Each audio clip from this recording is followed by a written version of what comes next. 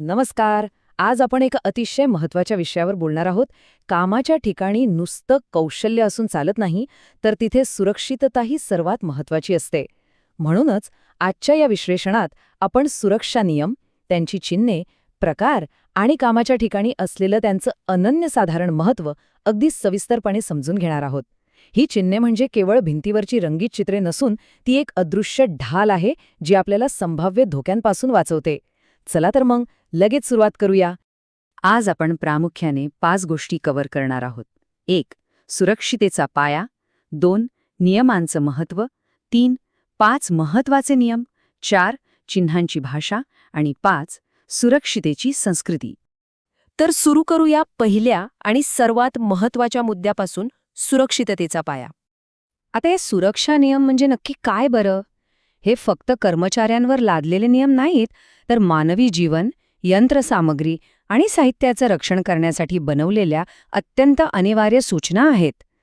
ही एक ॲक्टिव्ह संरक्षण यंत्रणा आहे जी जोखीम कमी करते आणि कामाच्या ठिकाणी एक आवश्यक अशी शिस्त निर्माण करते. खरं तर जर सुरक्षेचा पायाच भक्कम नसेल तर पुढचं कोणतंही काम सुरळीत होच शकत नाही.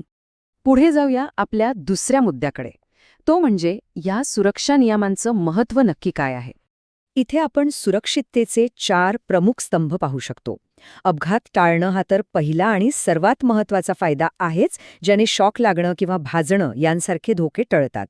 दुसरा स्तंभ म्हणजे आरोग्याचं रक्षण, जे शारीरिक आणि मानसिक संतुलन राखतं. तिसरा स्तंभ अत्यंत व्यावहारिक आहे. नियम पाळल्याने आपल्या महागड्या यंत्रांचं आयुष्य वाढतं आणि देखभालीचा खर्चही लक्षणीयरित्या वाचतो. आणि सर्वात शेवटी ही आपली एक कायदेशीर आणि नैतिक जबाबदारी सुद्धा आहे. शेवटी नियम पाळणं म्हणजे स्वतःचा आणि आपल्या सहकाऱ्यांचा जीव वाचवणं. आता वळूया प्रत्यक्ष कृतीकडे. 5 अतिशय महत्त्वाचे सुरक्षा नियम. कामाच्या ठिकाणी हे 5 नियम एका अभेद्य साखळीसारखं काम करतात. सुरुवात होते ती PPE किटपासून, म्हणजेच शूज, हेल्मेट आणि गॉगल्स वापरण्यापासून. त्यानंतर यंत्र हाताळण्याच्या योग्य पद्धती पाळणं अतिशय गरजेचं आहे. तिसरी पायरी म्हणजे कामाची जागा स्वच्छ ठेवणं, जेणेकरून घसरून पडण्याचे अपघात टाळता येतील. चौथा नियम अतिशय स्पष्ट आहे. खराब झालेली किंवा सदोष अवजारं कधीही वापरायची नाहीत. आणि शेवटी कामाच्या ठिकाणी विनाकारण गर्दी किंवा धावपळ टाळणं. या अगदी साध्या वाटणाऱ्या सवयीच खऱ्या अर्थाने सुरक्षितेची एक मोठी संस्कृती रुजवतात.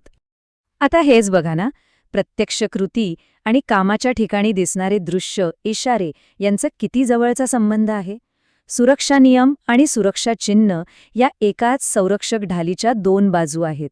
हे दोन्ही घटक जेव्हा एकत्र येतात तेव्हाच खऱ्या अर्थाने एक सुरक्षित आणि भक्कम कार्यप्रणाली उभी राहते आणि धोक्याची शक्यता शून्यावर येते. यावरूनच आपण आपल्या चौथ्या भागाकडे येतोय, सुरक्षा चिन्हांची भाषा. या रंगांच्या वापरामागे एक भन्नाट मानसशास्त्र दडलंय.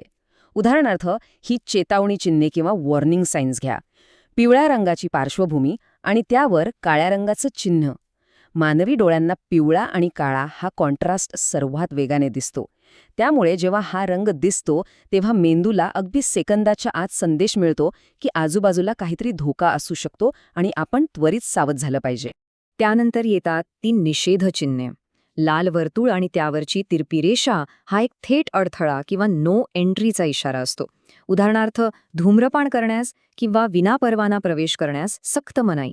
इथे कोणताही पर्याय नसतो. हा सुरक्षेसाठी दिलेला थेट नकार असतो, जो पाळणं सर्वांसाठी अगदी 100% बंधनकारक असतं. आता ही निळ्या रंगाची अनिवार्य चिन्हे बघा.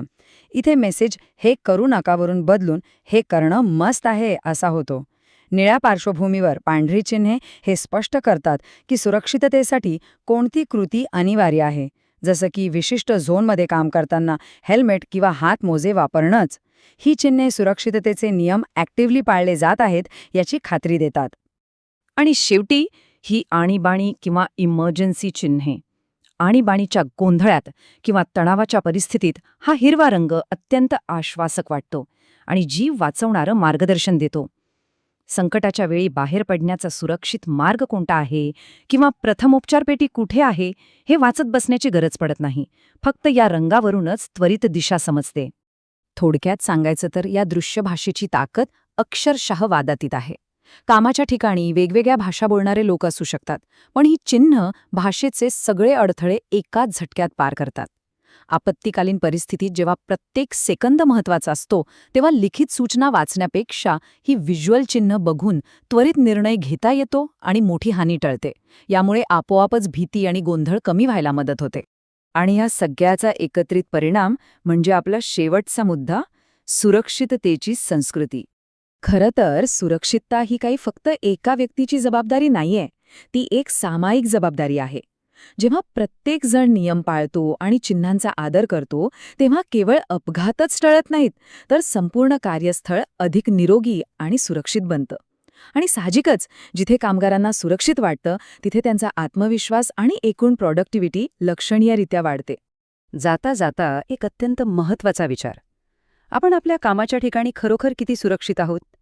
आपल्या दैनंदिन सवयी आणि आजूबाजूच्या परिस्थितीचं एकदा नक्की परीक्षण करावं असं मला वाटतं. नियम पाळणं आणि चिन्हे समजून घेणं ही केवळ सक्ती नसून ती आपली अंगवळणी पडलेली सवय बनली पाहिजे. कारण सुरक्षितेचा प्रवास कधी संपत नाही. नेहमी सतर्क रहा आणि सुरक्षित रहा.